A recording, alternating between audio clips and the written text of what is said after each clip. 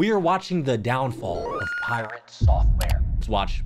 The bigger they are, the harder they fall. And that phrase is perfect to describe when a massive content creator gets into controversy bad enough to end their career. But when it comes to pirate software, he wasn't just a big content creator. He was someone who managed to blow up from 13,000 subscribers all the way to 1.1 million. Dude was massive. I'm not gonna lie to you. I mean, he still is pretty big. He has a core audience and shit, but like, dude was on it. In less than 2 months, taking over the YouTube Shorts algorithm at some point, and even making over $50,000 in one Twitch stream. However, he also managed to lose all of that just as fast. Damn. His actions didn't just make him unlikable, but it exposed him, both as a brand and as a person, making people realize that they had subscribed to him over lies or exaggerations, and that he never showed his true self until now. You've no doubt somehow heard about this already. So many people are talking about him because it's that much of a crazy story. It's just crazy. I'm gonna be honest with you. It started with like a little World of Warcraft like mistake. It was kind of an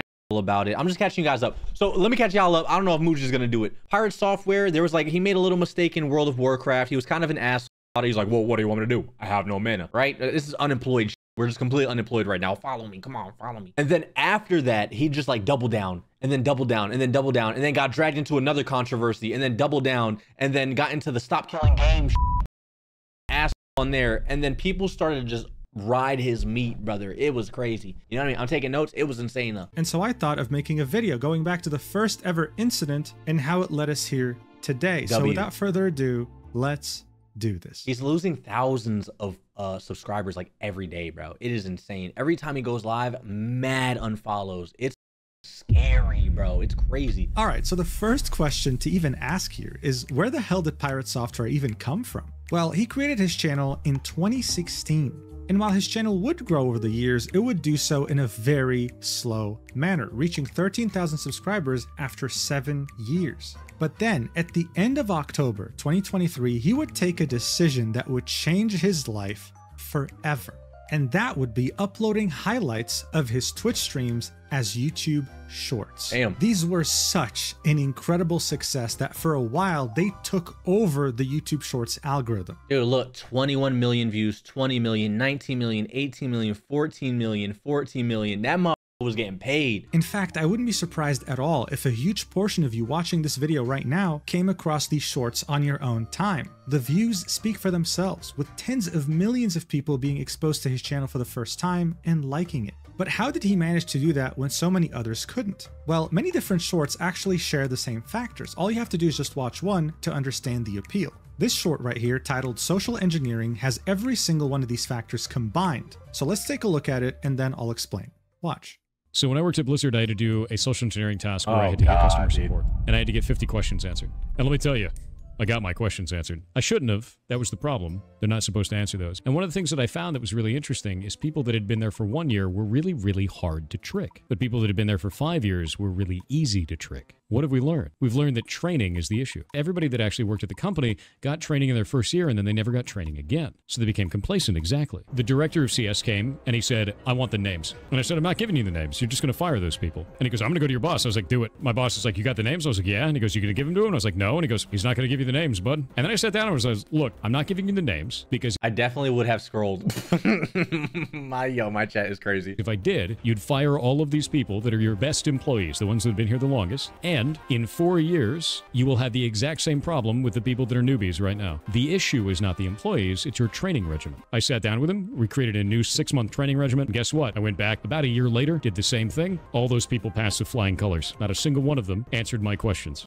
Well, there you have it. The deep voice, with the confidence and eloquence in his speech, as well as the whiteboard he was drawing on at the bottom that was meant to soothe any attention span issues Gen Z might have, was the perfect combination. Additionally, this story made him out to be a genius, but not just any genius, a noble genius who saved 8 employees from losing their jobs by standing up to the evil boss. And where did that boss work? At some unknown company? No, he worked at the grand, prestigious video game company, Blizzard Entertainment. Yes, that's right. This guy right here, talking in such an amazing, eloquent tone, worked at Blizzard Entertainment. And that's something he would make sure to mention any chance he got.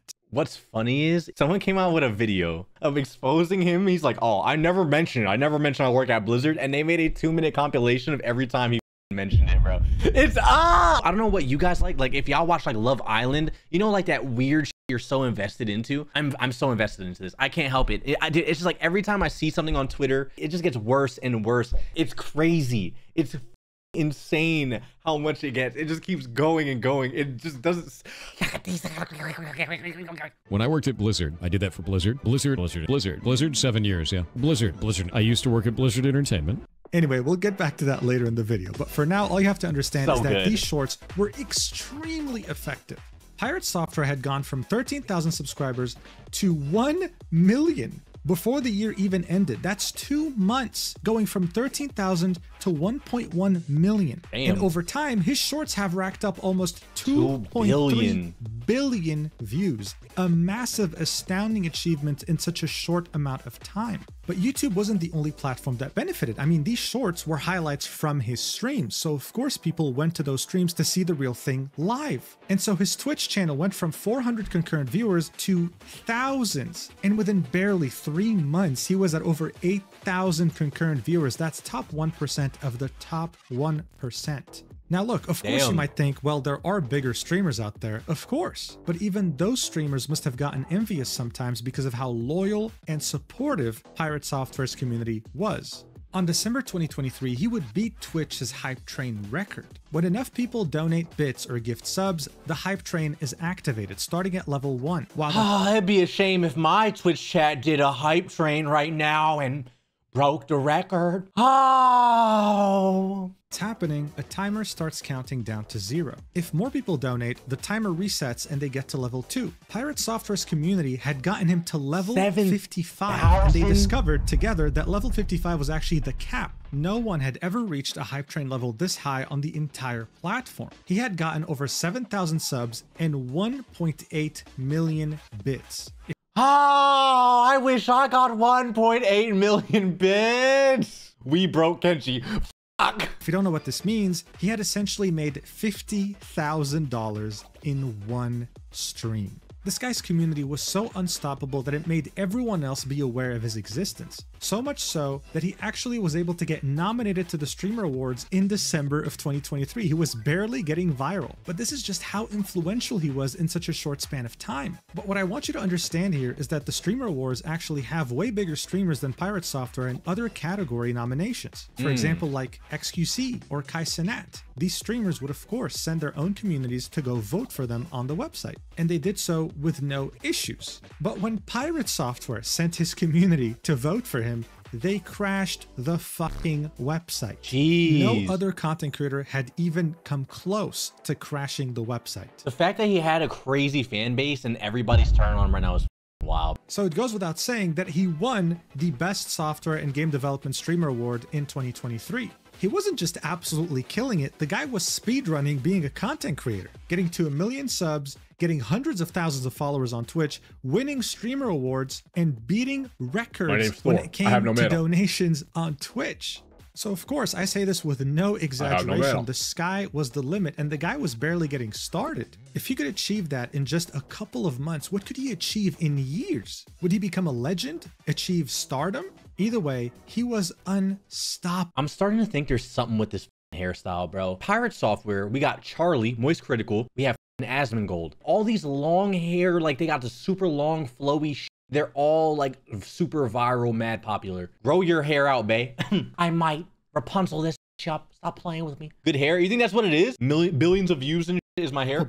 Until he wasn't. Oh. And he had no one to blame but himself. The first incident that would begin his cataclysmic downfall was, in the most ironic way possible, in a World of Warcraft dungeon. Which was, I'm gonna be honest with you, so unserious, dude. This was the stupidest shit ever, but the way he acted just, it irked a lot of people, including me. It's Blizzard Entertainment's biggest game of all time, and it would become his worst nightmare. Guys, I don't think World of Warcraft needs any introduction, okay? It came out in 2004. Is this motherfucker doing an gaming ad on me? Many games tried to copy it. Many games tried to compete with it. Doing an ad? This game is still alive today in 2025. Now, throughout the years, it has received many different expansions, 9 in total. And while they would add more content, quests, story, sometimes new races, sometimes new... Yo, Muujin, is this a motherfucking ad? Stop playing with me right now, bro. Where the hashtag ad at? You're not fooling me. What the fuck is this? Classes, some of them would also permanently alter the game's fundamental mechanics. In other words, the game that you're playing now in 2025 is vastly different from the game that you would have played on release day. One could even go as far as saying that they're completely different games at this point. Seeing that so many people's most meaningful gaming experience while they were growing up was World of Warcraft, a lot of them yearned for nostalgia. A lot of them wanted to relive those days when all they had to do was worry about mechanics from 10 or even 15 years ago. This would result in the rise of WoW private servers, unofficial servers ran by fans in which they would use old versions of the game. At some point, Blizzard would start taking down some of the most popular private servers and would cause community outrage, with many asking Blizzard directly, well, why are you going to take them down, seeing that there's demand for them if you're not going to make one of your own? True. And so they took their sweet time, but eventually, in the year 2019, they would launch World of Warcraft Classic, bringing back World of Warcraft exactly how it was back during patch 1.12.1 of September 2006, before the launch of its first ever expansion.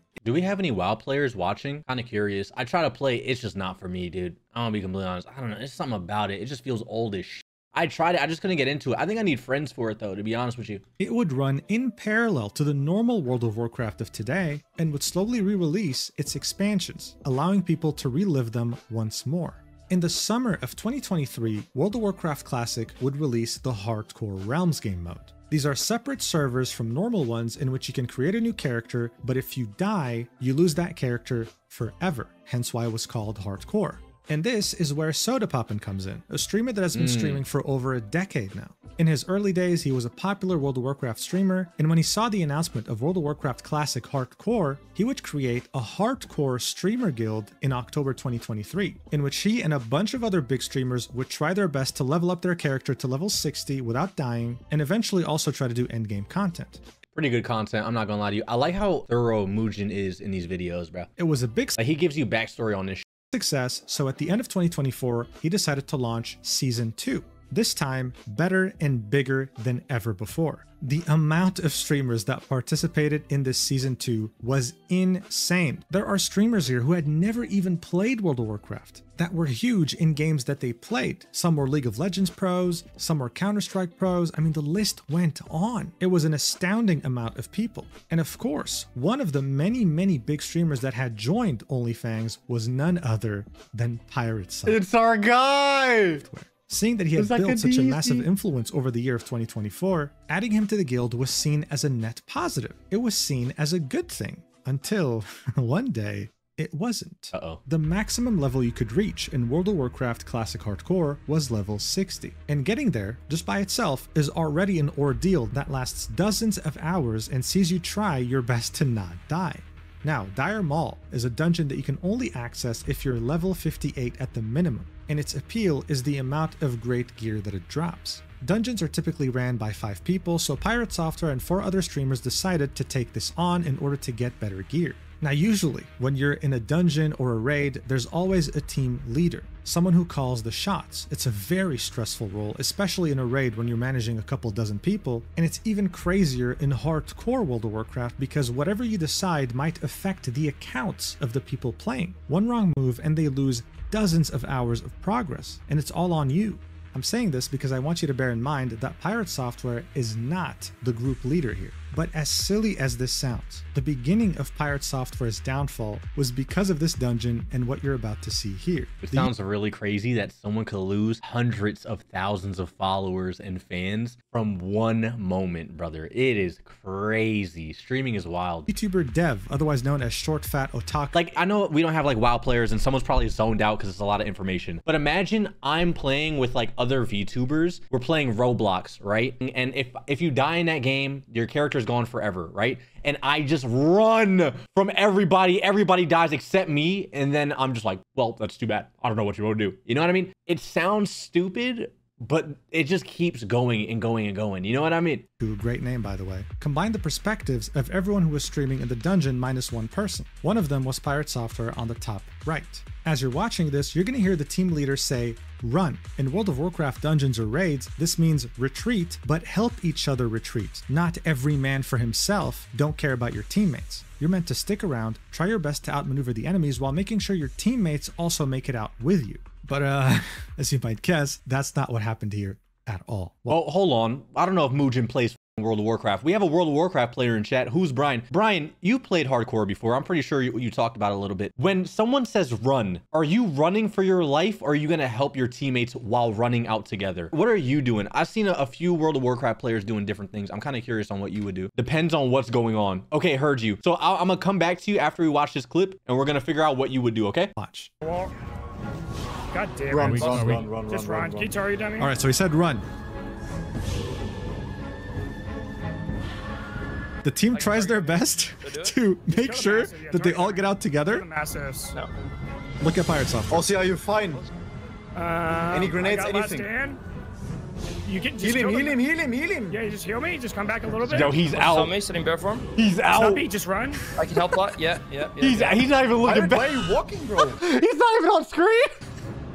What are you talking about? Why am I? Imagine, okay, imagine this is real life. You're getting jumped. They f you up. Haas. You in the back. Oh, guys, help, run. Just run, help. Get out of here. They're f***ing us up. What are you doing? Where are you? Pirate Software, where are you? You told me to run. What do you want me to do? Yeah, you just heal me. Just come back a little bit. Also saw me sitting bear form. Snuppy, just run. I can help lot. Yeah. Pirate, why are you walking, bro? What are you talking about? Why am I walking? Look This at is my mana. savageable. Come Innovate on, you? man. Kill. So his teammate told him, Pirate, why are you walking, bro? This is salvageable. Come on, man. He doesn't care. He keeps running all by himself. Just kill the mastiffs. Innovate the healer. Kill the mastiffs. We got this. In a sense of... War something? Do you see my mana? What am I supposed to do for you? Just kill the mastiffs. We reacted to this. You can watch the initial reaction YouTube. We reacted to this before. It's so good. It's like, honestly, I don't care about World of Warcraft. Yeah, he was kind of smug and a dickhead about it, but like, brother, I think this main thing just exposed what kind of person he really was. You know what I mean? And it just magnified everything that followed, to be honest with you. There's one shot. Okay, we There's more on the way. Now. The mastiffs can be Ice Novas. No matter what do you want me to do? Now we're gonna wait. Musara? Oh. Okay, get out. Run. Peak roaching. Evocation's on cooldown, man. Look how far he is. I can taunt. He's not even on screen. How much mana is as ice? well. There's no way that much mana. You have a boss in you called run. Getting slowed. Mind you, Wait, he's anything saying for me? all this while they're getting jumped. Oh, help me, please. I'm panicking, help, someone. Evocation, someone, help me. What do you want me to do? You called run. The fact that they're getting their ass whooped. Like, just imagine you're with your friends, you're getting jumped, and your friend's just watching you and just, what do you want me to do? I'm out of stamina. What do you want me to do? And you're just getting fucked up. Can you stop me? Oh, I no. don't think... I cannot stun him. Just run out. So, that sounded like a massive didn't it? Yes, it did, short fat otaku. Bear in mind, Pirate Software's excuse here was, I have no mana, I can't help you, when he clearly had 2 items in his inventory that could bring back up his mana. He could have totally helped and saved his 2 teammates that ended up dying, losing all their progress. This was a disaster.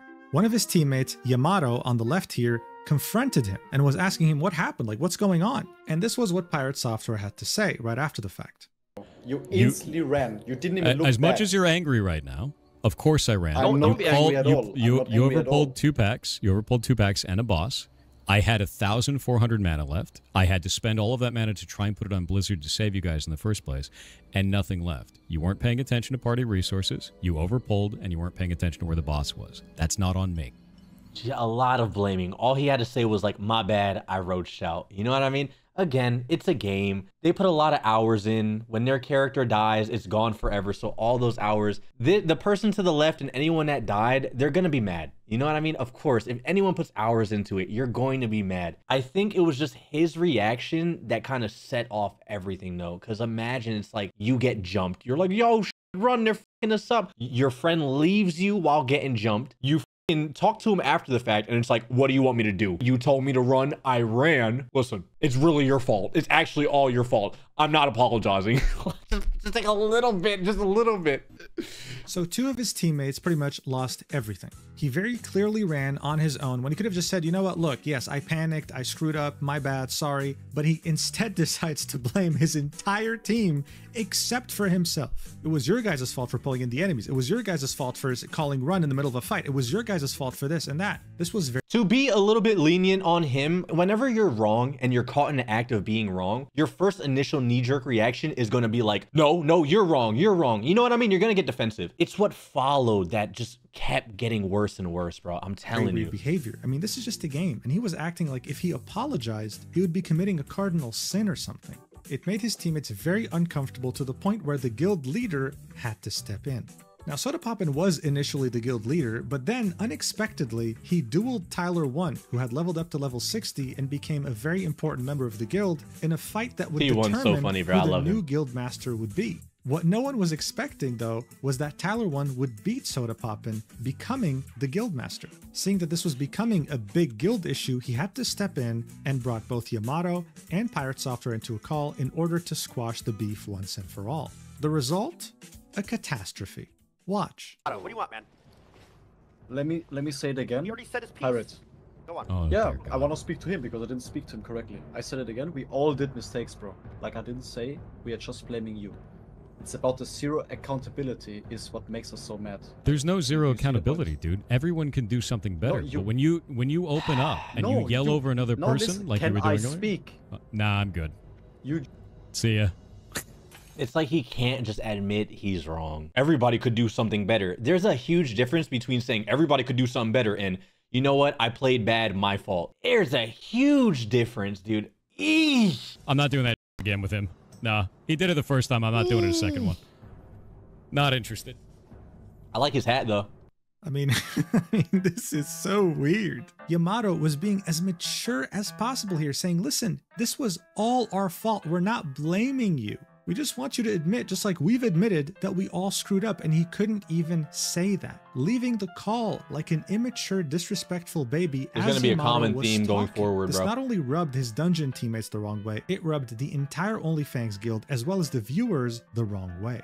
As criticism was mounting, Pirate Software was for the first time confronting massive controversy coming his way. At any point in time, he could have just simply apologized and moved on. Instead, he only chose to double down, playing the victim and saying that other streamers and OnlyFans just want to cause problems with him for no reason whatsoever. Content is causing drama and problems. There's a lot of streamers actually in this guild that want to cause problems specifically with me, and have even stated so publicly on their Twitch, saying that they want to have a fight with me for content. That's not content. That's dog shit. What he's saying is perfectly valid. You know what I mean? Anyone's gonna get mad if someone's like, I don't know. Is he slow? No, I mean, it's perfectly valid what he's saying because he's like, yo, people are trying to hate on me. Why would I even entertain that? You know what I mean? But also, I feel like he's signaling that out so he doesn't have to address that he's actually wrong. You know what I mean? It's like he's so focused on this so he could play victim and then, you know what I mean? Ridiculous. Keep it. Not gonna be a part of it. I mean, seriously, why would people just want to attack you unprovoked for no reason whatsoever? What a cruel world we live in.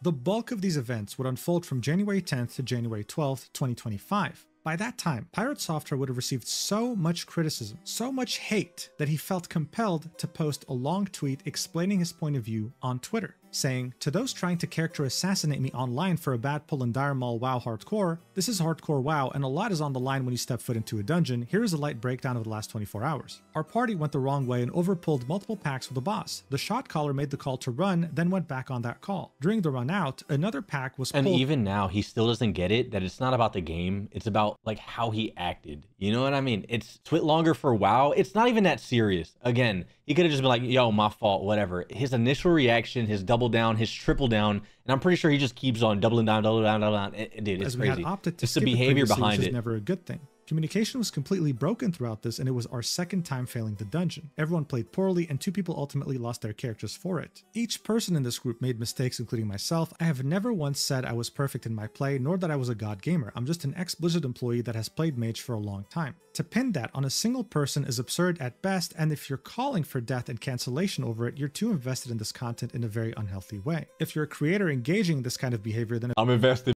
Hey, sorry.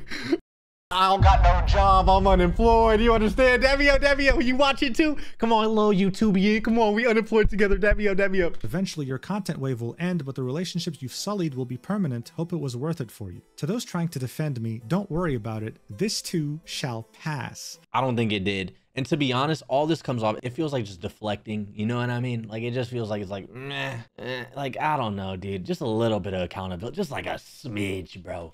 Do not attack anyone else on my behalf. I've always hated that kind of behavior. I have no intention of stopping making things or not doing stuff as I have already been. Those who were banned will stay so. I've never liked that kind of knee-jerk reaction behavior in our community before, and I will not be changing that now. For those that don't understand why they will stay banned, we had a 10-hour-long hate raid over it live on Twitch. We had to ban nearly 4,000 accounts across all platforms, and our moderators received death threats regularly throughout it all.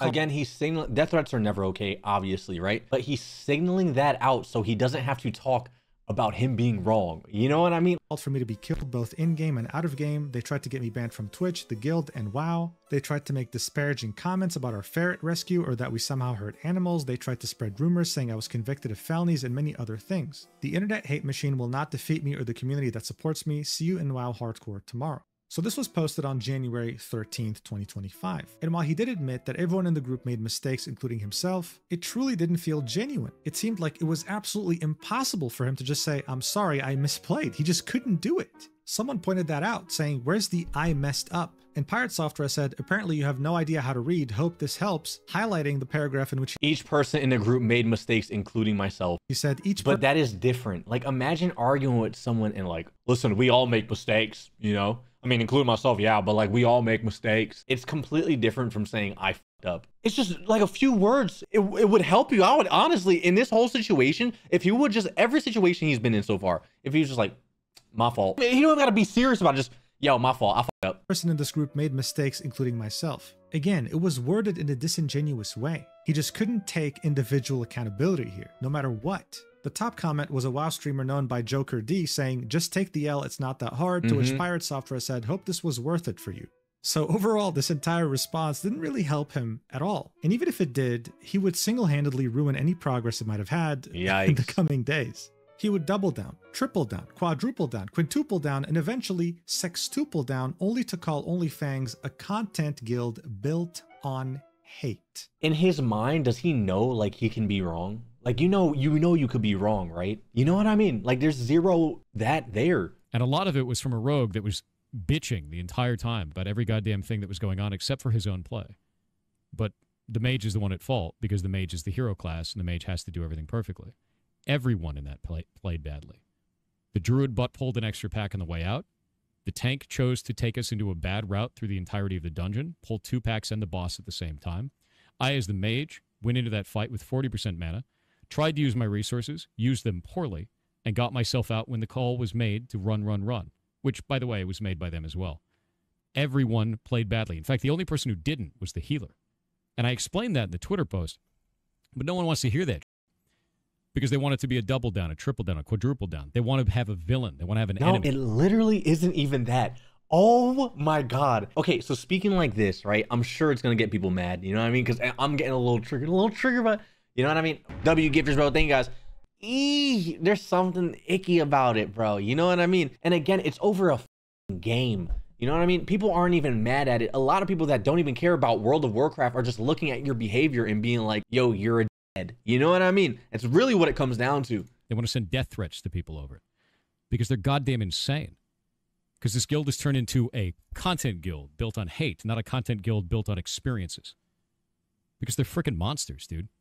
It's just crazy. Everybody's the villain. I'm the victim. Halfway through this drama, and all he had to really realistically do was look at the camera and say, you know what? I'm sorry. We all misplayed, yes, but I screwed up by running away the way I did. I had 2 items that could have restored my mana so I could help the 2 people who died, but I just simply panicked and ran away. And so even though we all misplayed, I just want to say I'm sorry for my play. But no, it was too hard for him. Guys, he worked at Blizzard, and Blizzard employees simply don't make mistakes. That's a given. As Pirate Software was too busy playing the victim, a clip of the streamer Lucari surfaced in which he was doing a dungeon with Pirate Software. You see, Lucari is someone who had never played World of Warcraft up until this point. He was playing a mage just like Pirate, but he was kind of having a hard time keeping up with everything going on. He's new. Here's how Pirate treated him. I'm sure you can tell from the title.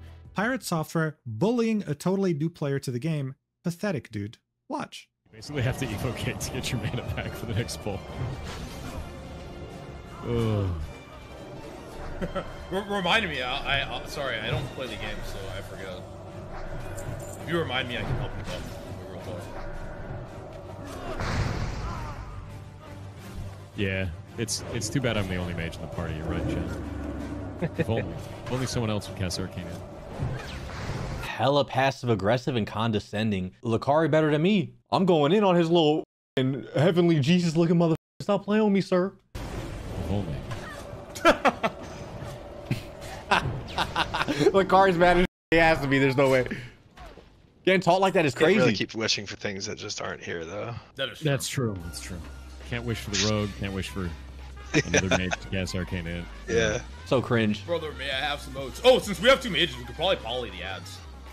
Wait, we have 2 mages. Oh, man. Yeah, I can poly. Here I've been the only one casting Arcane in. It's like he has to put someone else down, bro. Incredible. Oh, it's crazy. I'm the best mage ever. I worked at Blizzard. I know exactly what I'm doing. You don't know what you're doing? Huh. If only we had another mage. Huh. You don't know how to evocate? Oh, wow. It's so cringe, bro. There's no, I don't know. It's something about it. God, even reality TV can't recreate such an awkward moment, man. Just ruining the whole vibe. Yeah, it's too bad I'm the only mage in the party. You're right, Chad. Hey, man, I'm new to the game, so if you want me to help with Arcane, just let me know. Remind me. Yeah. It's too bad I'm the only mage in the game, right, chat? So cringe. Oh, we have 2 mages. Oh, I didn't know that. All that in the face of a new player who was being nothing but nice, honestly. Lucari was being very, very chill, if we're being completely honest. The passive aggressiveness and just, I don't know, it's just corny and whatever. Yet Pirate Software had the gall to complain about being bullied by other content creators when he was literally doing that to someone as innocent as Lucari. The culmination of all this would force Sodapoppin to take the decision of kicking Pirate Software from OnlyFans, pinging everyone in the OnlyFans Discord and saying this: yes, I made a decision to kick Pirate. I felt a large majority of people in the guild felt uncomfortable playing or being around him and all that drama that surrounded him at this point. Even though some people may have not felt that way, a lot did. And after seeing some clips today from him quadrupling down, or I don't know what number we're on at this point, I think I'm making the right decision, but still I feel bad. Try to just let this whole thing slide into forgetfulness and move on, in my opinion. Stay safe, gamers.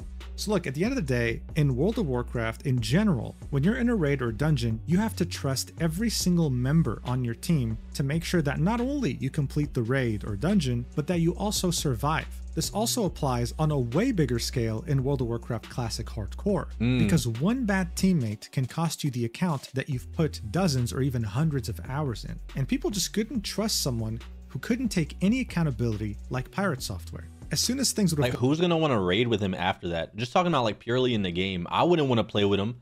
Imagine if you die, your whole account is gone.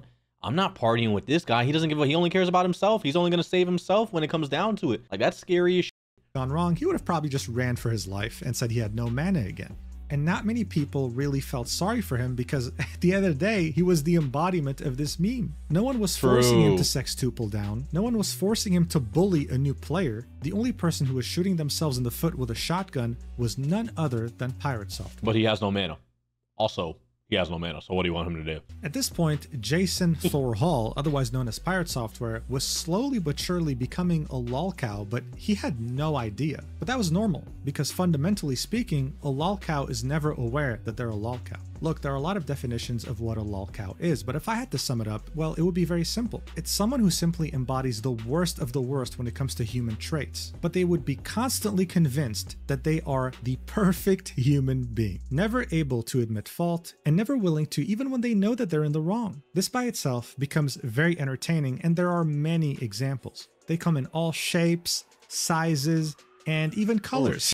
And the mage who ran out of mana was about to join their ranks imminently. All he had to do to avoid this fate was just apologize, man. I think he didn't want to apologize because he would feel like the people that were being hateful would win. You know what I mean? Like, quote unquote win. But like, there's a certain, I don't know. I feel like there's a certain way to go about it. If the internet's hating on you, because you can't please everybody. You can apologize and people are still going to be mad or use that apology against you. But I feel like when it comes to your own audience, because they're watching you as well, right? And if you're handling it in a narcissistic, egotistical way where it's I don't know, it's just like, yeesh, you know what I mean? Even your viewers are going to be turned off to that. You know what I mean? So yeah, it's like you're not letting the haters win, but also you're hurting yourself in the process. There's like a balance there that you got to play. That's what I'm thinking of. But he just couldn't. In fact, what he ended up doing was maybe one of the cringiest things in this entire video. I genuinely can't believe that someone in his 30s said this, but I mean, watch this yourself. You'll know what I mean. I didn't get this deep. Stop feeding into it. All of the accounts that are messaging me are getting reported.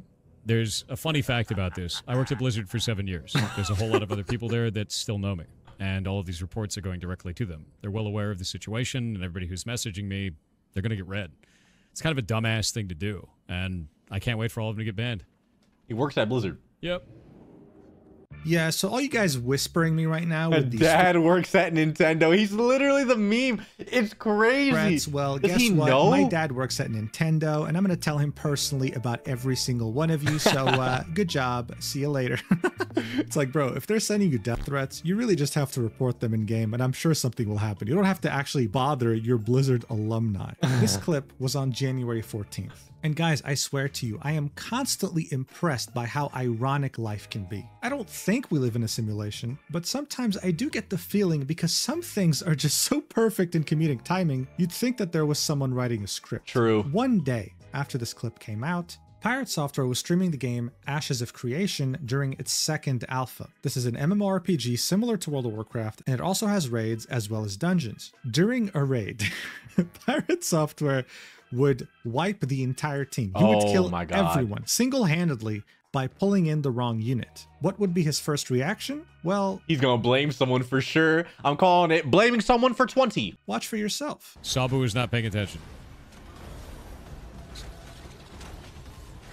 He pulled in the enemy. Sabu. And he died. God damn it, guys. No, who pulled the ocular?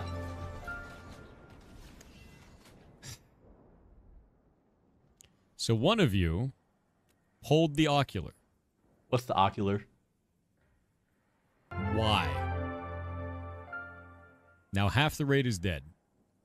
Was there a reason for that? Please don't tell me he pulled the ocular.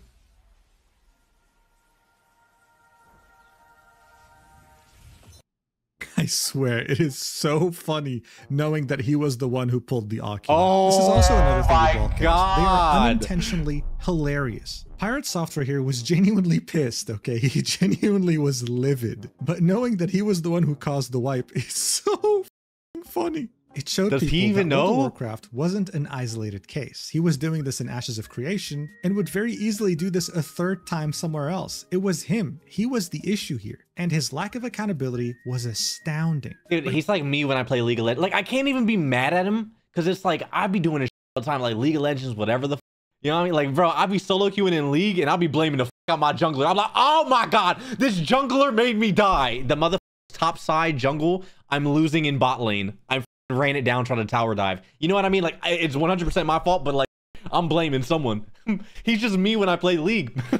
You know what else is astounding? His ability to keep digging himself in deeper holes. During this whole fiasco, Joker D would talk about Pirate Software and would call him out. I honestly Pirate Software, like straight up, bro. This dude is a complete fraud. At least in the WoW space, I don't care if he worked for Blizzard. The guy probably made coffee for some devs. I don't even believe for a second. So out of all the streamers in OnlyFans, Joker D probably went the hardest on Pirate Software. He took segments of this rant and uploaded it as a YouTube video. That YouTube video would then be removed. He got copyright striked? Due to a violation of community guidelines, and the person who striked it cited the reason as being harassment and cyberbullying. Uh-oh. One could only guess. Dude, I don't even know if YouTube's gonna see this video. Who took this video down? I mean, seriously. Joker D would never reveal the name of the brand or whatever that was behind this, but seeing that the video had gotten brigaded by Pirate Software's community, for many, it was safe to say that Pirate Software was the one who took this video down. Also, you gotta think about it, right? This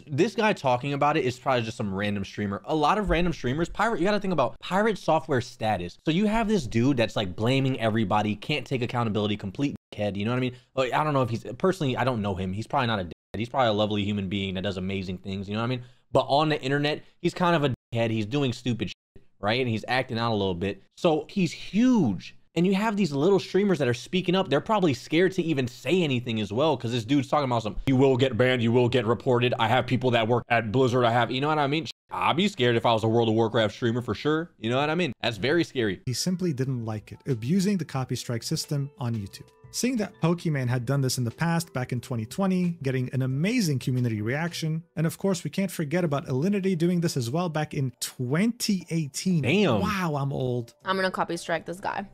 I mean, it was genius. It worked so well for every content creator who had done that prior. So obviously, this was the play. Congratulations. You know, it's so fascinating to me how the internet works sometimes. Someone could mind their own business for months, for years, for decades. But as soon as they do something that makes them so incredibly unlikable, the internet starts seeing a big red target on your back and they strike. Well, true. You got to think about it as well.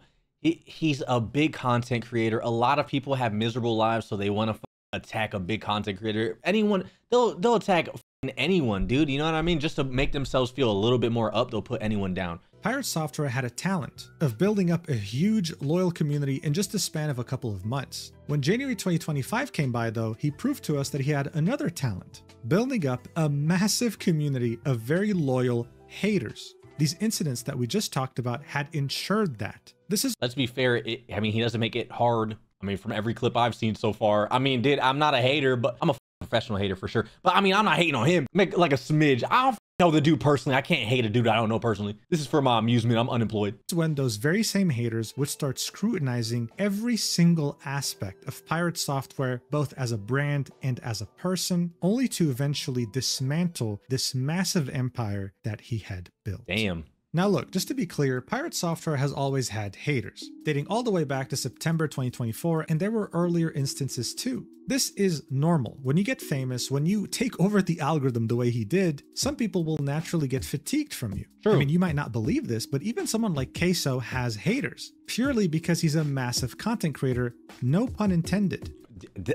Moochin, you so wrong for that. Dude, a lot of people on the internet, or at least some people on the internet, say that a lot of people build you up just to tear you down. You know what I mean? The internet does that a lot. We see it with a lot of new content creators that like blow up and then they'll find something to cancel them and just to tear them down. It's a real thing for sure. But when it's self-inflicted, like while we're watching, bro, it's like, yeesh. Some of these early haters of Pirate Software would start making videos talking about his past. About how, for example, he wasn't the game developer he was making himself out to be, especially with his Blizzard experience. About how he used to go by the name of Moldavius Fig Tree and was a well-renowned furry in Second Life and EVE Online. But those videos would never get enough traction to actually matter. As you can see, this video right here with the title of Pirate Software, the streamer who faked his game dev career, had reached almost 100,000 views. Damn. From the like and dislike ratio, we can see how Pirate Software had somehow, either directly or indirectly, sent his community to brigade this video, and just like Joker D's video, it was taken down. Harassment and cyberbullying. By abusing the copy strike system and inciting harassment and cyberbullying. So essentially, if you were an early hater of Pirate Software, if you had something to say, well, chances are no one heard you. This is how for a long time he was able to sweep all the hate, feedback, and criticism under the rug.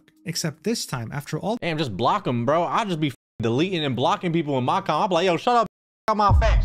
They'd be like, Kenji, you can't say that because that block, shut your ass up. I'm gonna say it in the next video. I'm not copyright striking shit, but like heavy on the block button. Oh my God, you're not gonna comment no more. Boop, block. The events that we just saw unfold, he had way too many eyes examining his every move, and he couldn't just sweep criticism under the rug anymore. For example, around the end of January 2025, Pirate Software had DMCA'd an indie game and threatened to sue its developer. Why? Well, the developer shows us the main reason why Pirate Software— It's him with the roach. He's the roach. Game taken down. Here it is. It's this roach wearing the same wizard hat that he was wearing during World of Warcraft, while mimicking some of the things— Oh, that's me. Look, that's me. We reacted. That's our video. Chat, if you want to react to the first one, YouTube, that's the first video up here. Look. That he was saying. Watch. As much as you're angry right now, of course I ran.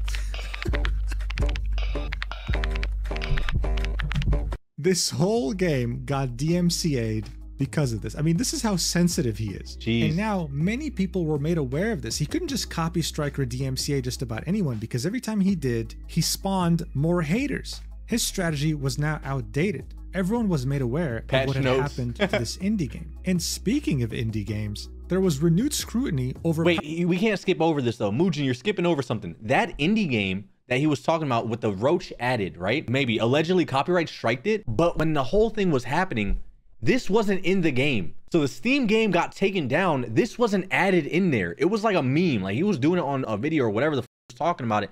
He didn't actually add it in though. Allegedly, he might have stricken the game. At least is what I've gathered from Twitter, at least. I'm a Twitter investigator. Everyone was made aware of what had happened to this indie game. Oh, we hating on him. Speaking of indie games, there was renewed scrutiny over Pirate Software's indie game called Heartbound, with many wondering why it's been in early access since 2018 with no release date in sight. Give it 3 more years, it'll be a decade. Some people were comparing him to Yandere Dev, a very well-established lolcow who hadn't released his game in over a decade. And when people actually analyzed its code, they found some of the worst written code known to mankind. Seeing all this scrutiny and criticism catch up to his own game development must have hit one hell of a nerve, because very shortly after he announced that Heartbound would start receiving monthly updates. And all it took was people going there and reviewing it negatively. He was hoping that this would steer off the criticism and the scrutiny, and that things would eventually finally go back to normal, but the haters weren't really done just yet. People were putting into question his entire identity, the fact that he worked at Blizzard for 7 years, but worked what exactly? As well as him claiming that he was one hell of a hacker who had gone to the yearly hacking conference, DEF CON, and won some pretty important events there with the help of his team that he never mentioned, of course. Always taking credit for this by himself. I mean, at some point he was invited to a podcast called Dropped Frames. This was a clip from it, and here's the title: Pirate Software on how he became a hacker for the government. These were the stories that he was telling people. Watch this. Was he actually a hacker? Like that's where you like kind of started. Actual hacker. An actual hacker. Like, Yes. Not like I'm a hacker. No, you're an actual hacker. You've won. Like an actual hacker. Yeah, My last job was hacking power plants for the federal government. I worked for the United States Department of Energy. So a Just dude the walks in with a and laptop and a suit, and you lean over to, who's that guy? Well, that's the hacker from the government. Yeah, that's the hacker. It's even worse because we go in like 3 to 4 man teams, man. So like we've got a team of Oh, you dudes had a looking fleet. like You had this. like a team of dudes in It suits, wasn't just holding me. laptops, Yeah, walking into exactly. restricted areas. Okay. When he says things like this, what he's trying to paint in your mind as a viewer is that he's some sort of Unit 8200 Mossad agent writing zero-day exploits on USBs that are snuck into Iranian nuclear facilities and that infest and shut down the entire technical He's trying to make himself smarter than what he is. Yeah, for sure. Absolutely 100%. operation of that nuclear power plant. When in reality, if you look at his LinkedIn and reconcile it against his skill set, what he did was social engineering. He wrote phishing emails and tried to gain access to credentials and user systems that way. Wait, so what? Coding Jesus said it best. Pirate Software's entire identity was slowly starting to unravel. I did that. Wait, I mean, allegedly, in a hypothetical world, I did that like when I was 12, doing that for Microsoft accounts. Like, what are we talking about, bro? I don't know why you guys are laughing. Allegedly, of course. In a hypothetical world, I was a hacker for sure. Oh my God. You know how much Microsoft points I got, dude? Right We might have to cut that out. From the shorts that made him Just go kidding, just viral, kidding. to the stories he used to say on stream, to quite literally everything about him was nothing more than either an exaggeration or him trying as best as possible to show. Yeah, bro, stop trying to play me, okay? I don't gain nothing from lying to you guys, okay? I'm not a super genius. You guys know I'm stupid. But I definitely, if you guys know what Weebly is, I made me some websites. They were terrible, but boy, I was making them. Send, yo, you want some free Microsoft points? Boop, send that to him. Allegedly, of course, all jokes. You know what I mean? When I was like, I don't even know, when I was like 12, 11. This was back when the 360. Sugarcoat reality. We can very clearly see on his LinkedIn that first off, he didn't work at Blizzard for 7 years. It was actually 6 years, 6 months. And that his initial roles were him being in quality assurance. For the first Stop adding the FBI! What are you doing? 4 years at Blizzard, so the majority of his time there, he was in an entry-level role, eventually being promoted multiple times and finishing off as a senior red team specialist. In his own description of the job, he said, infiltrated and exploited physical access controls, managed social engineering operations to improve employee awareness and resilience, and finally created, launched, and managed a global web application bounty program. As Coding Jesus said, this guy would literally just send phishing emails, make phone calls, try to pretend to be an outsider in order to have employees make mistakes so that they can improve internal protocols. I mean, it's an important job, that's for sure. But even on his LinkedIn, I mean, it's no movie hacker like he was making it out to be, though. Claims that he worked on all these different games. I mean, yeah, indirectly, but none of your code made it to the game. You didn't model, you didn't texture, and you sure as hell didn't animate. You just so happened to work on internal projects in parallel to these games. And yet, every time someone would mention something about games, about the video game industry, about whatever, he would always start off by saying,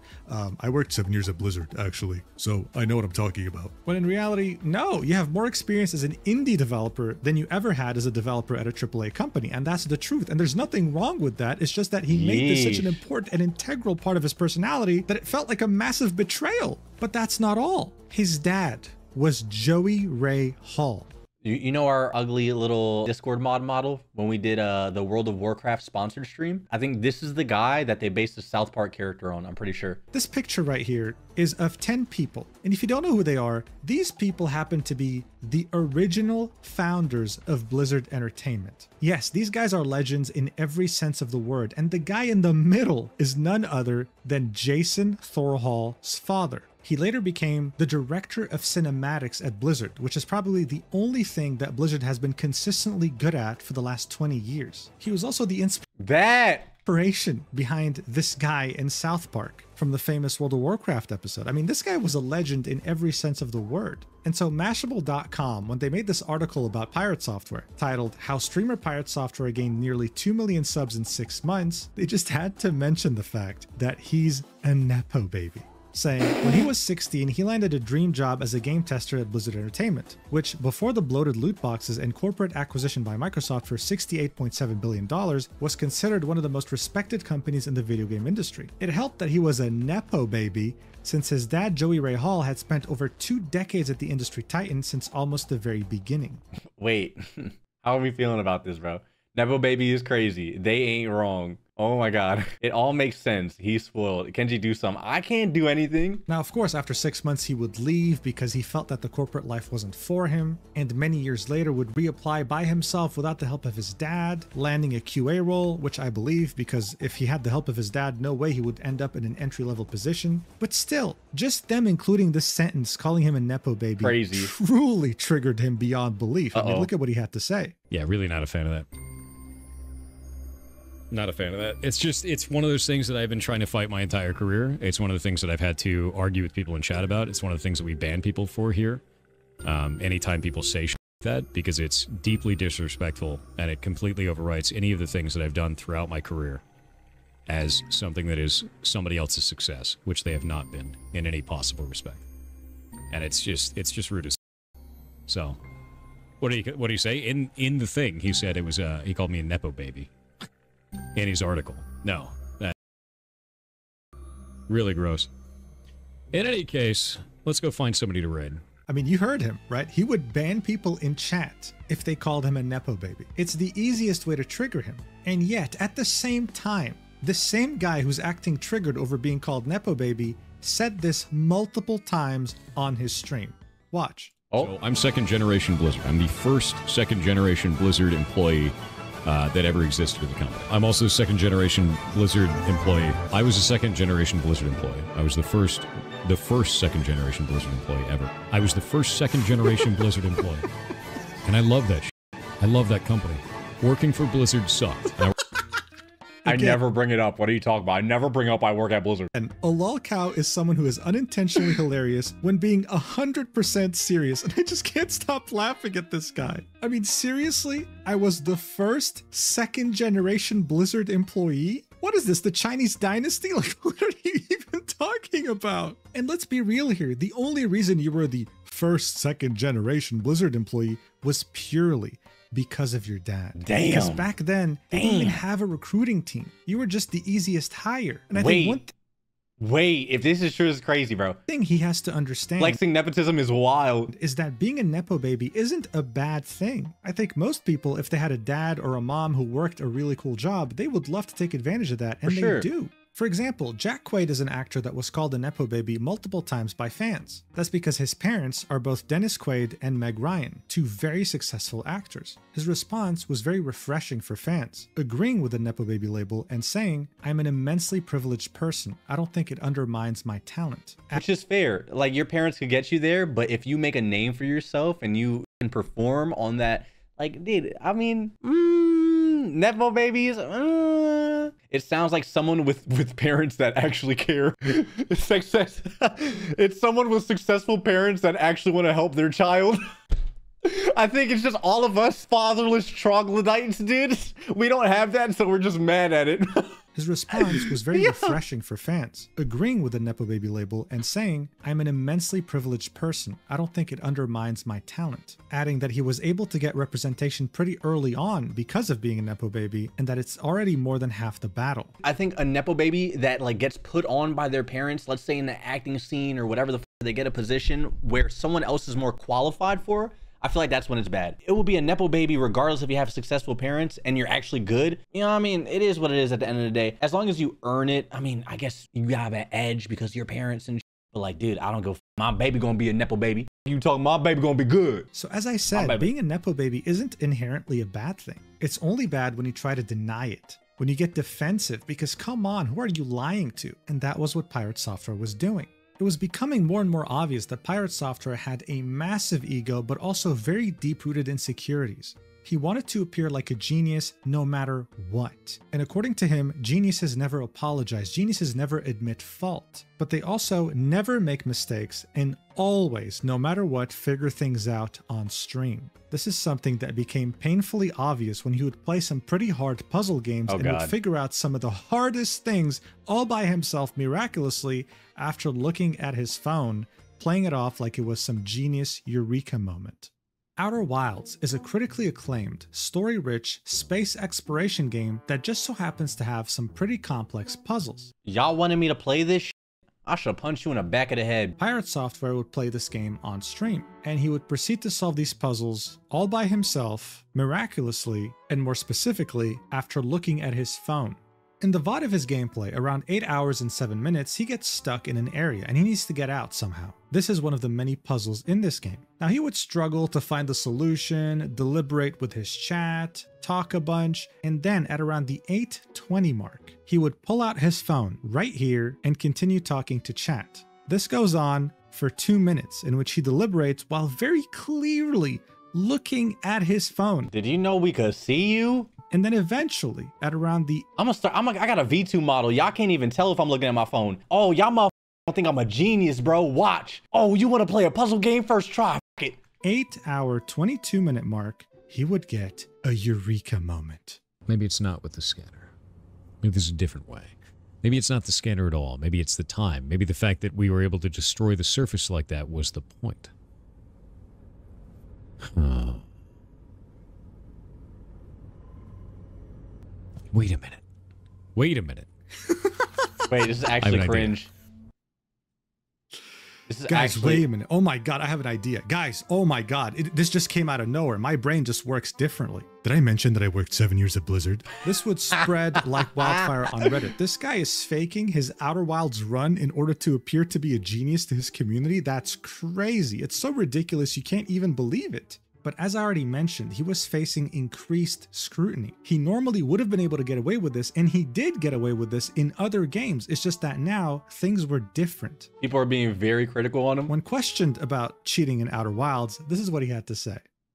Why did you cheat in Outer Wilds? What? How the hell would you cheat in that game? Bro, we played it all live on stream. All right, bud. It's a wild-ass thing to say. Yes, how would you cheat while live streaming this as he stares into his phone for 2 straight minutes? You're absolutely right. Wait, that's actually insane though. Why even do that? Or like, we never really know what's on his phone. Maybe it was his baby mama hitting him up. No, I need some money for the diapers. You never know. But like, it's such a weird hill to die on. Like, you know what I mean? It just seems so dumb. I don't get holy manipulation. It's not even about manipulation. It's just stupid. Puzzle. I'd never get puzzles. It's okay. You won't die from it. The real controversy would be when he would play the game Animal Well that released on May 2024. You see, he played this game before the World of Warcraft controversy and before the increased scrutiny. But after he had embarrassed himself in Outer Wilds and World of Warcraft, people thought to go back and check his gameplay because they thought, wait, now that I think about it, this was kind of suspicious. And the evidence here was damning. It was simply undeniable. You see, Animal Well is a puzzle game, but not just any puzzle game. It has many puzzles and many secrets that are very easy to miss if you don't take your time analyzing every aspect of it. Huh.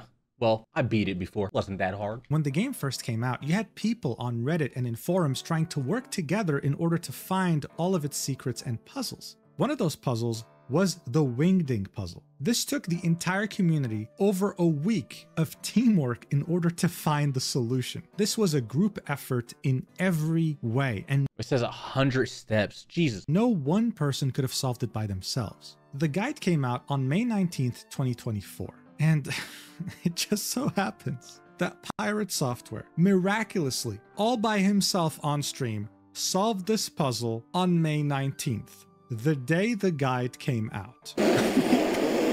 Bro, seriously? You'd also have some people write entire essays with proof as to why they think that Pirate Software cheated. If you want to read this and have actually played Animal Well, you can pause the video. If this was one isolated event and maybe he just got super lucky and randomly went through all the sequence of events, maybe he just got super lucky. But I feel like that coupled with like his, it feels like he needs to be smart.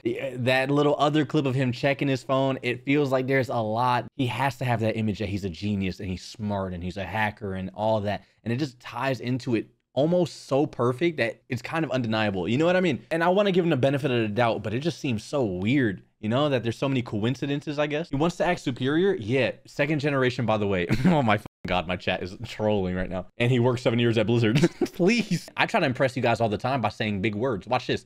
Indubitably. Like I try to do it sometimes. I practice it before stream a little bit. You know, it doesn't hurt to say it, you know? You sound stupid. Okay. All right. I'm playing the video. Hi, YouTube, by the way. You doing good? You got snacks on you? Share. Greedy ass. Give me some. Come on. What you got? Like little pretzels? Something what you got over there? Some little goldfish? I want them shit. The fuck out of here. Eat that by yourself.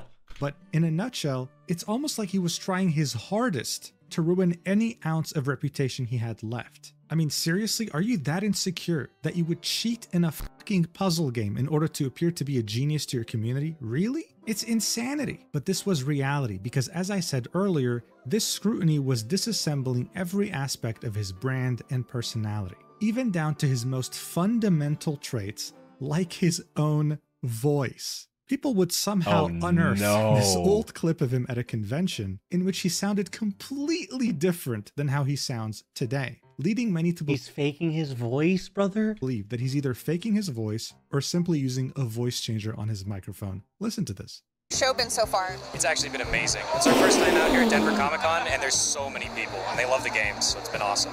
So speaking of games, what do you have for us today? So we have Champions of Breakfast, which is a twin-stick shooter that we made in 24 days from concept to release on Steam. Blew up. It was really, really awesome.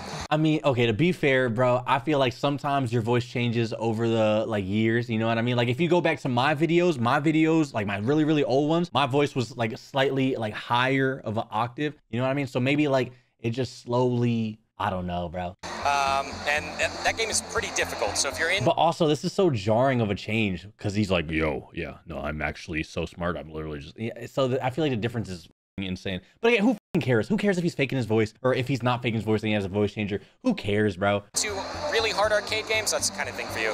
You know what, though? To be fair, he sounds like such a pleasant person here. This is someone I can see myself being friends with. Look, people want to theorize and say that he has a voice changer or is faking his voice. I think he was just killed by an evil clone. I think that's a better explanation. This, of course, wouldn't be the only clip where you'd hear him have a different voice. Oh, no. Like this one, for example. I'm gonna have to peel my hot dog.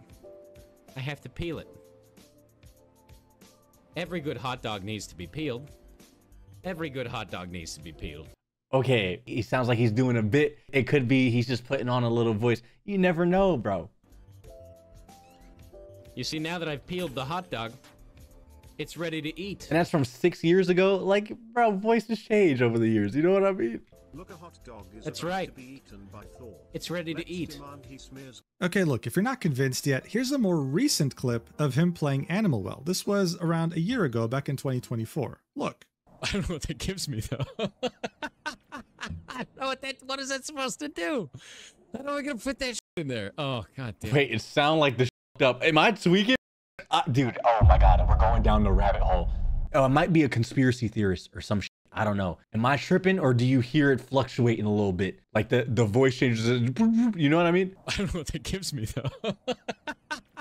I don't know what is that supposed to do? How am I gonna fit that shit in there? Oh god damn it. His voice changer ran out of mana. What do you want from it? What do you want from it? To some people, this was his voice changer glitching. To others, this was him mistakenly getting too comfortable with his real voice. What does Pirate Software have to say about this? Well, apparently, according to his doctor, his voice went through a second puberty in his 30s. That's right. Apparently, your balls can drop twice, but I could only find a handful of sources on this, and this article from the BBC pretty much sums it up by saying that as you get older, the larynx gets stiffer, making the vocal cords less flexible. I mean, this isn't new. When you talk to someone who's 90 years old, they'll sound different than what they used to sound like in their 20s. But to have this much of a dramatic change, that's crazy. Regardless though, I mean, the pressure was getting to Pirate Software. Not only was his game getting scrutinized. Yeah, we are actually so unemployed. Holy shit. Not only was his past out in the open, but people were criticizing his gameplay, the way he played games, and even his voice. Things were getting out of control. So the next thing you know, he was on stream with a psychologist by the name of Dr. K. Alok Kanogia, otherwise known as Dr. K, runs the healthygamer.gg organization. He's a clinical psychologist who founded this brand in order to be able to reach the very big and growing demographic of gamers, a group of people who very often will struggle with mental health and not really seek out therapy when they should. His content is mostly educational, drawing parallels between video games and what you go through mentally. Psychology is so cool. Overall, if I ever go to college, chat, that's the only thing I kind of want to study is psychology, because it's so cool to me. I don't know, the human brain. He's been quite successful. Now, of course, that's not to say that he doesn't have his fair share of haters. Some people, for example, have criticized the fact that he does these therapy sessions with streamers in public, even though the person in question consents to it. From Dr. K's perspective, though, he wants to show people that streamers are humans too. And if someone like those streamers that they idolize is brave enough to get therapy, then they can do so too. No, I think it's good. It's raising awareness, and also you get to see a different side of your streamer that you usually don't get to see.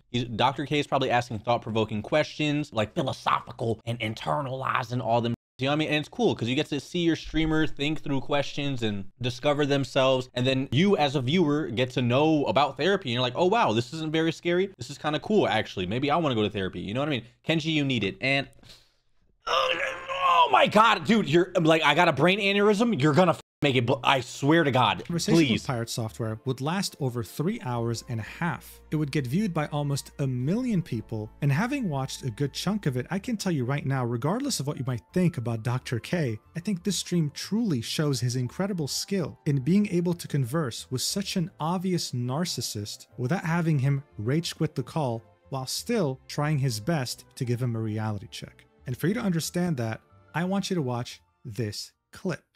This shit right now is like, they come in and they're like, did you know that he worked at Blizzard for 7 years? Like, yeah, that was my career. And I'm proud of that. So of course I'm going to talk about that because it gives context to talk about other things around the games industry, which is what we do on the stream. Yeah. So I think sometimes the things that I talk about in regards to those types of things is misconstrued as arrogance or boasting, when in reality, I'm just trying to give context.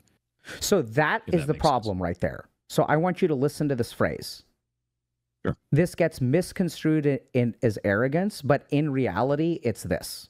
That's arrogant. That is the most arrogant statement on the planet, bro. Like, tell me I'm wrong. Okay. I don't see it that way, but you don't see it that way, buddy. That's what it is. Sorry to tell you, pal. That's literally what it is. What are we talking about? Sorry. Oh my God, I'm getting rage baited, dude. Maybe that's his plan. Maybe he's just like the biggest rage baiter on the platform, dude. We're all a part of his plan. Maybe he is a secret genius, dude. Yeah. That is the most arrogant statement on the planet, bro. Like, tell me I'm wrong. Okay. I don't see it that way, but all right. God, it must be so hard talking to someone like that. Anyway, in the next clip, you'll be seeing the logic behind Pirate Software's attitude when it comes to never apologizing. Let me like not give any context whatsoever. Yeah. Let's say yes to that. I think that's a bit of hyperbole, but just an emotional response? No, just say, "Hey guys." So basically, you know, when you tell the narrative, you start with like, I made a mistake, everyone made mistakes. I was smug. and then there's a lot that comes after that.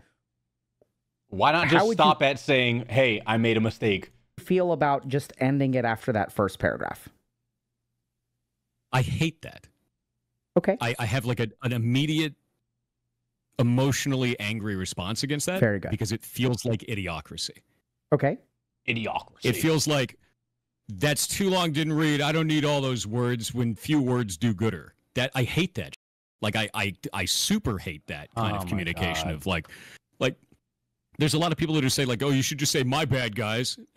No, that does not in any way explain a situation. That doesn't tell you any information that is real.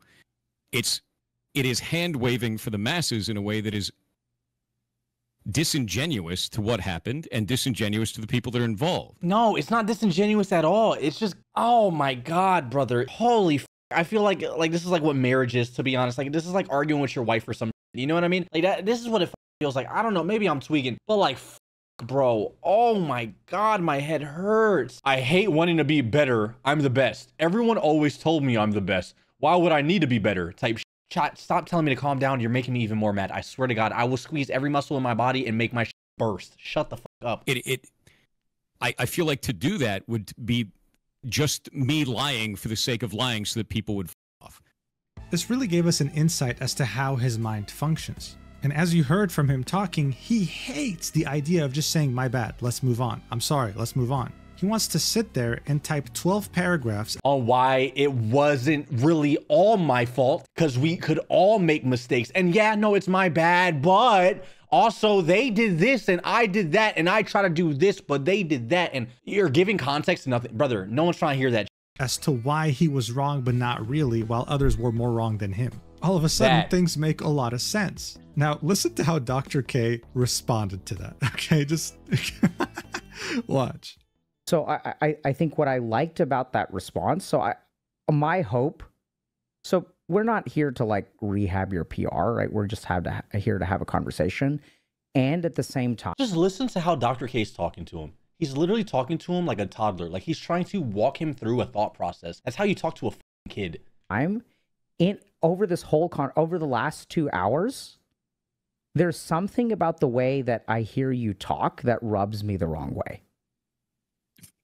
There's something about the way that you talk. Like, just look at his initial reaction to that. He can't believe it. Like, oh, fine. Like instantly defensive. It's crazy. Talk that seems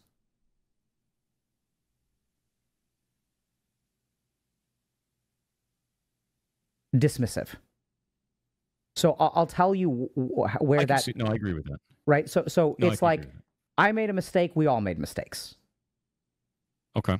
Right. So there's something about your sentence construction. It's like, oh yeah, Thor, I'm sorry I cheated on you, bro. I really do love you.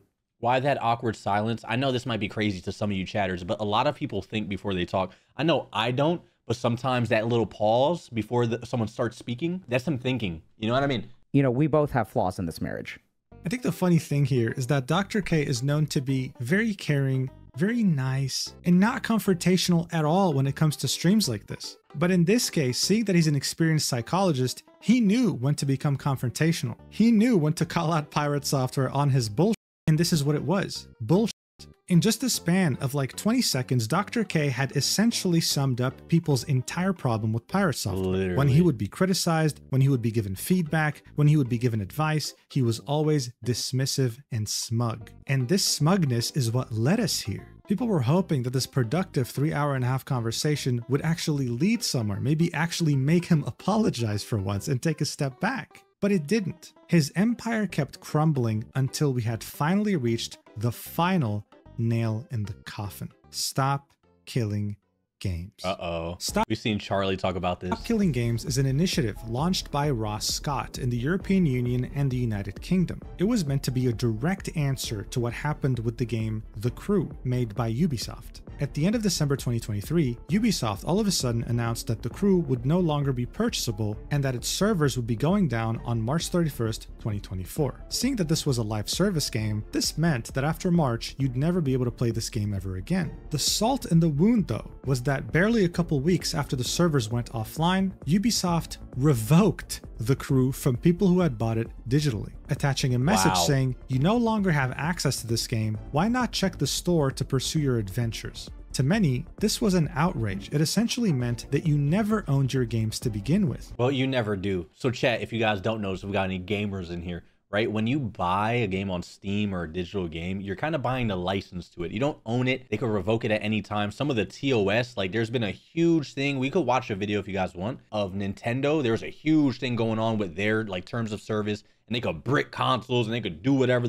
It's very anti-consumer. And this whole Stop Killing Games initiative was just to kind of take the power back for the consumer. Ubisoft can just take them away. This also more recently happened with Concord. It barely came out for a week and then the servers were offline. If you bought the disc copy, you were played like an idiot. The Stop Killing Games initiative argued that it wasn't really legal. It was very weird for live service games to just shut down like that without giving players an alternative. With Ross Scott on his YouTube channel saying that games as a service is fraud. One thing to note is that this initiative wasn't forcing publishers or developers to keep game servers online forever. What it simply wanted was to have a way to access these games after the servers went offline, by allowing players to host their own servers, for example. Arguing that if taking games down like this would become the norm, then way too many games would become lost media, because that's what the crew and Concord are right now. They're essentially lost media. It was classified as a European citizens initiative in which European citizens could sign it, and if help, that's basically scamming. Yeah, pretty much. Like you buy something, you don't own it, and then they could just take it down whenever and say, "Oops, sorry, I apologize. You can't do it." If it would reach 1 million signatures, then it would be talked about in the European Parliament. It would initially get a couple 100,000 signatures until a certain person would speak out against it in the most aggressive way possible. Of course, we're talking about our good old friend, Pirate Software. He felt so passionate about this topic that he made 2 videos about it, very shortly after it launched in the summer of 2024. Now look, we're not going to watch the whole video, I just want to show you the first 10 seconds. Let's do this. Hi. My name is Jason Thor Hall, also known as Pirate Software Online. I've been in the gaming industry for about 20 years. I used to work at Blizzard Entertainment, then Amazon Game Studios, and now I am my own studio, Pirate Software, by the same name, which is an indie studio, and I've been... There's just something about this guy, man. I don't know. I can't explain it.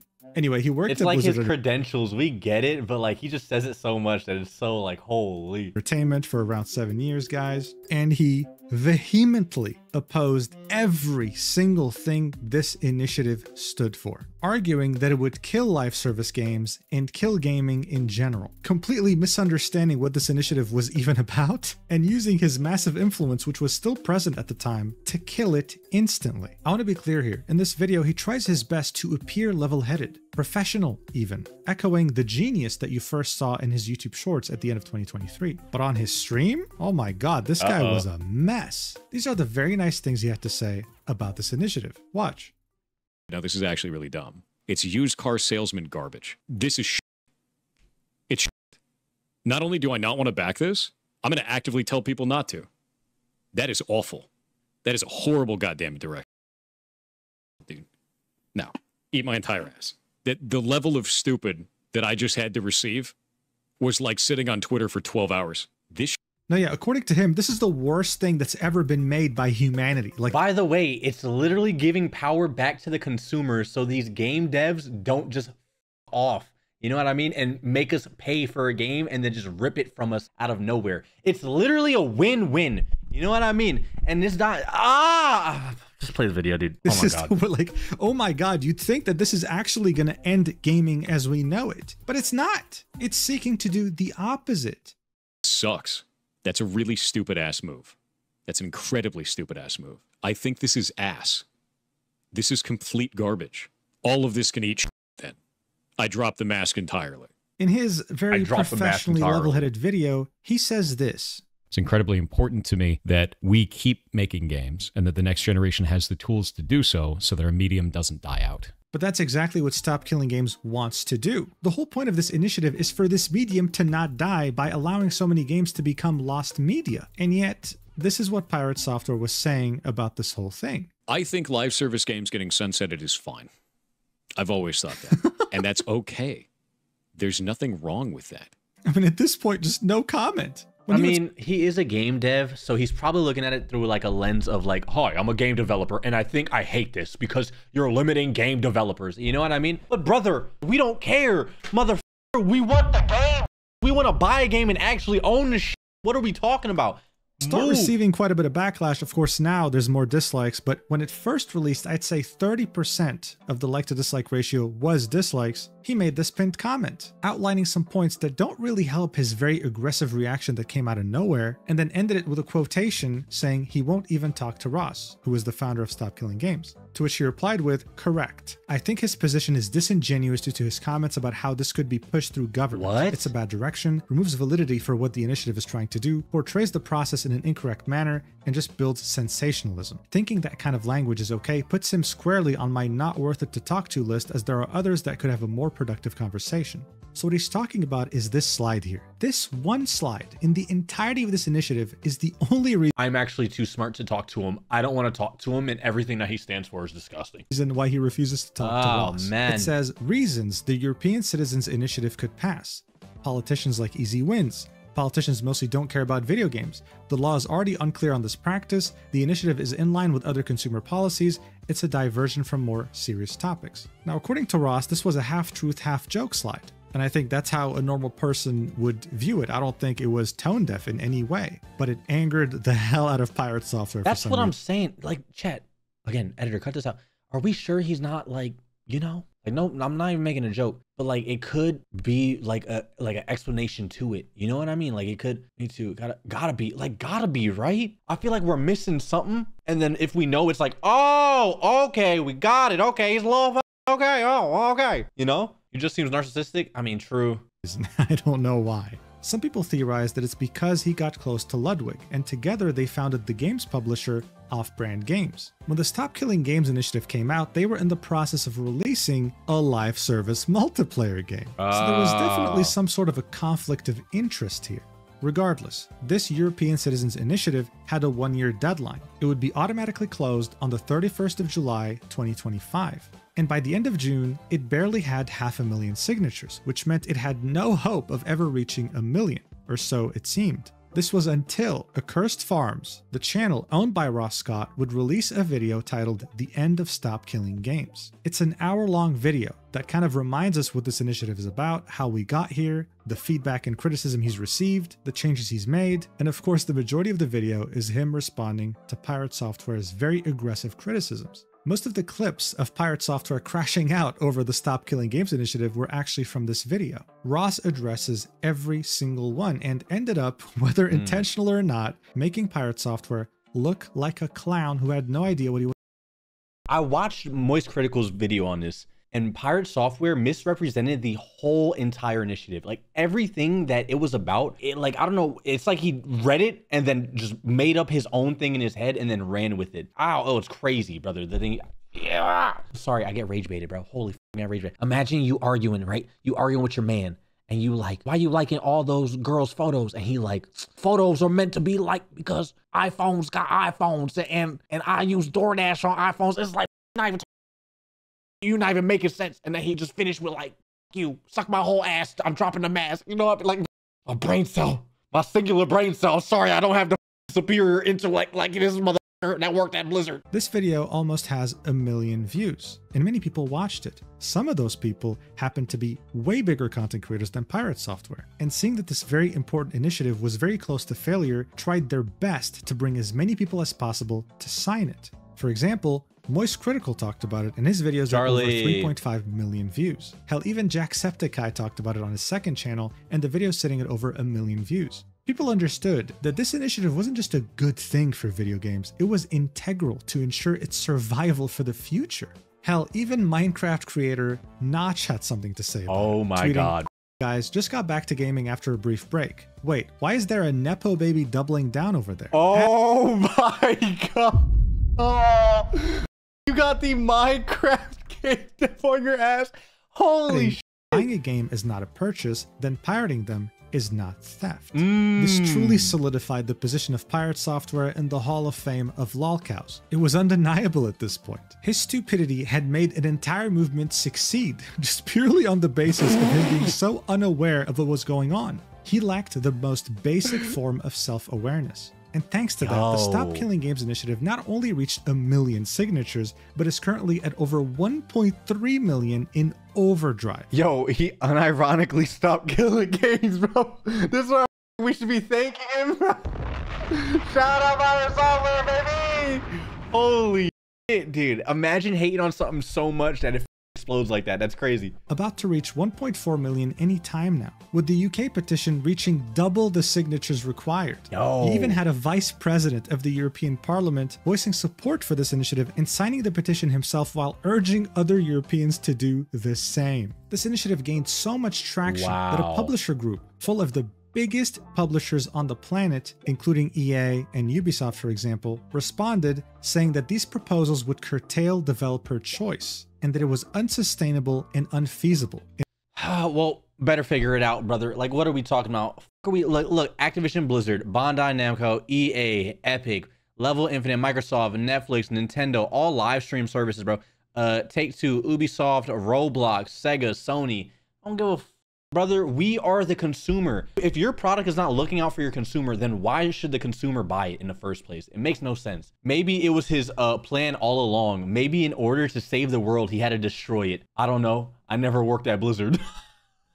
Planet, including EA and Ubisoft, for example, responded saying that these proposals would curtail developer choice and that it was unsustainable and unfeasible. In other words, they were very scared that this could actually pass. Being a gamer myself, I wish this initiative the best of luck in Parliament, and I truly hope it passes. When I buy a digital game, I'd like to know that I actually own it and that it won't be taken away from me at any given moment. Of course. But while this initiative was gaining a lot of positive attention, Pirate Software, on the other hand, was gaining all the negative attention. He's currently bleeding over 10,000 subscribers daily on his YouTube channel and has currently lost a massive chunk of his viewership on Twitch. I mean, look at yo, he went from 14,000 down to 4. Numbers. He used to peak 15,000 concurrent viewers and is now down to 5,000. I mean, 5,000 is still not bad at all. I mean, how many people do we got in here? Oh my God, there's that many! Get the fuck out of my shit! Like, it's not bad, but like, this is like literally self-inflicted. You know what I mean? It's so bad. That's 1/3 of where he used to be 7 months ago. And that's without mentioning all the followers he's been losing. I mean, look at this, minus 50,000 just in July. Additionally, this renewed scrutiny has prompted many YouTubers like Coding Jesus and Slop News Network to analyze the code that he writes on stream, concluding that a child, a literal toddler, can probably do a better job.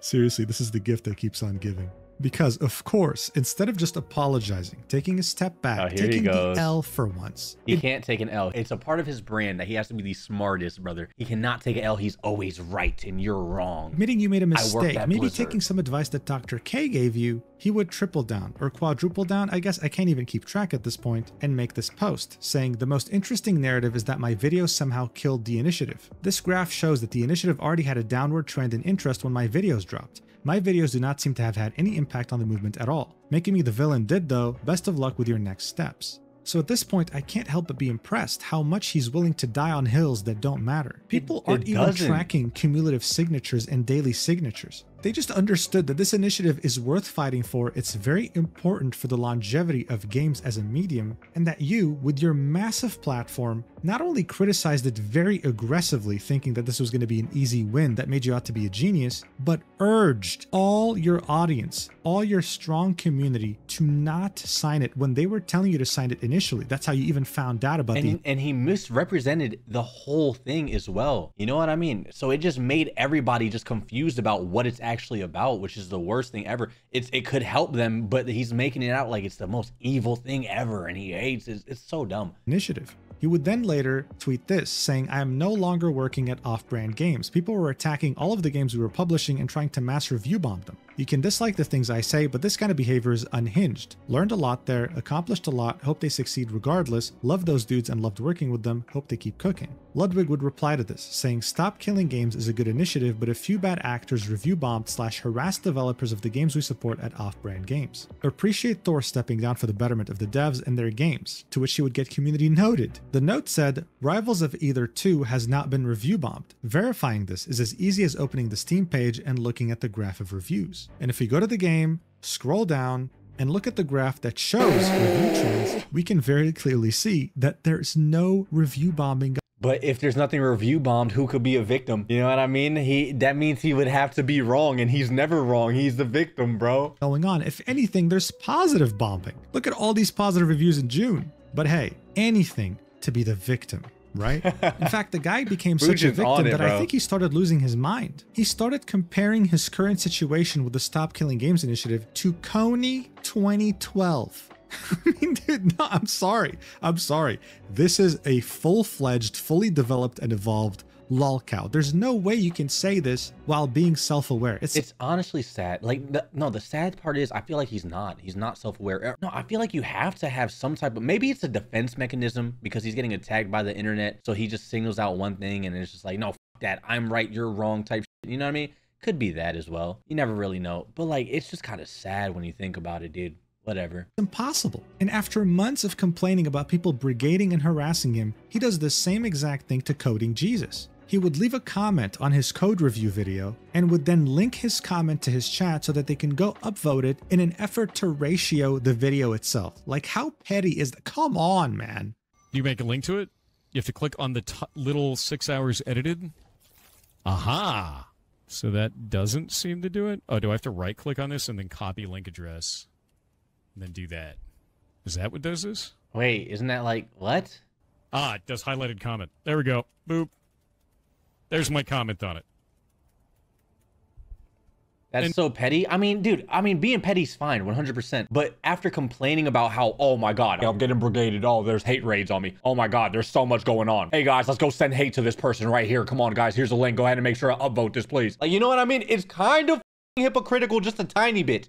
Jesus Christ. But it is what it is at the end of the day. I'm all for being petty. I'm all for being petty. Joy. And I also have a whole argument with a whole bunch of people in the replies in there so they can see what's going on with it. I talked them through the entire thing of why I did that all in an array, because that is not normal practice to do that, and it's specifically so that you guys can reverse engineer the game and solve the ARG.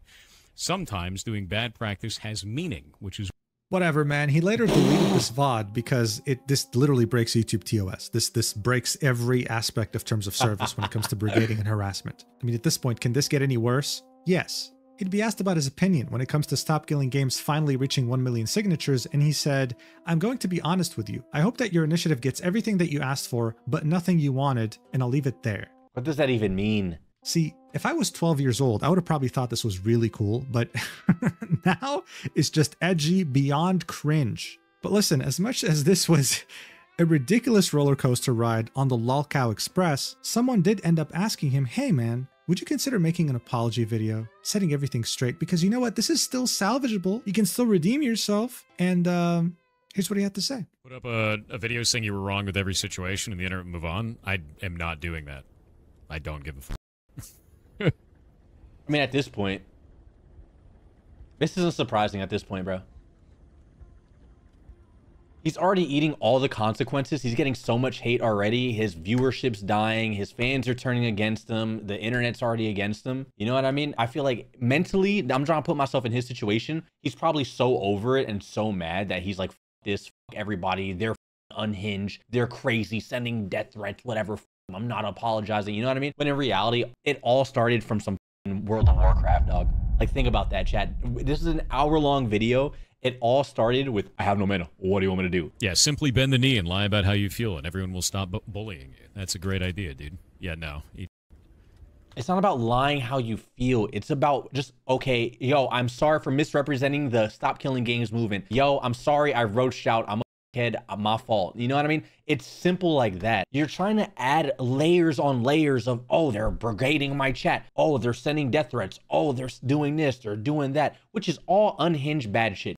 We know. But the majority of the internet, it's about having mana low key. You know what? I have no mana. You're right. I have no mana. I worked at Blizzard. This guy is so hopeless. No mana. Man. What do you want me to do?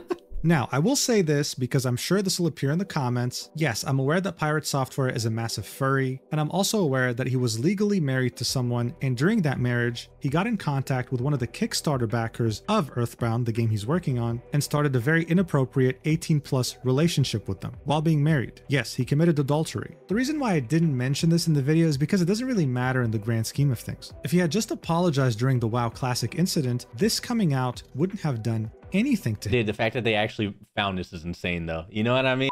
This is actually crazy. It doesn't really change anything. It doesn't really fucking matter. But just imagine the argument. What do you mean? Yeah, so what? I was talking to someone. So, oh, I cheated on you? Really? I literally worked at Blizzard for 7 years. I'm Thor.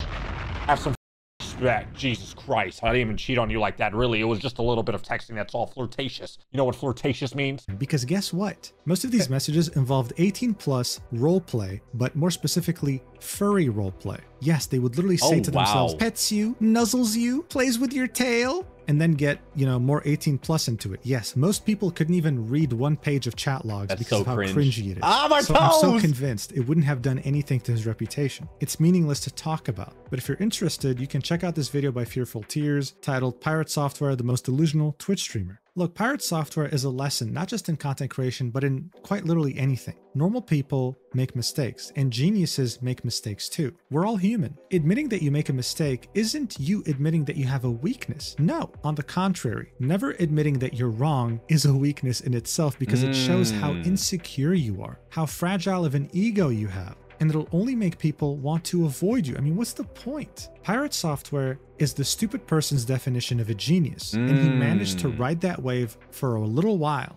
But now the party's over, and he only has himself to blame. He'll still be a content creator, he'll still have a sizable audience, but he'll never be able to touch the sky like he did at the end of 2023. And they're never coming back unless he finally humbles his dumb ass. I wouldn't say he would never come back because everybody loves a redemption story, dude. Maybe one day he'll have some crazy recollection, genius Jimmy Neutron brain and be like, holy shit. Self-aware. I'm self-aware now. I was being a head. Holy. Let me change. You know what I mean? Like, you never know. Anyway, thank you so much for watching the entire video up until the end. I really appreciate it. And I'll see you in the next video fairly soon. Yeah, I love you so much. Mwah. Oh, he loved me. He loved me. I worked at Blizzard Entertainment for 7 years. I was the first second-generation employee. Oh my God, YouTube, if you made it to the end, comment, I worked at Blizzard for 7 years. What do you want from me? I have no mana. I have no mana. What do you want from me? I worked for 7 years at Blizzard.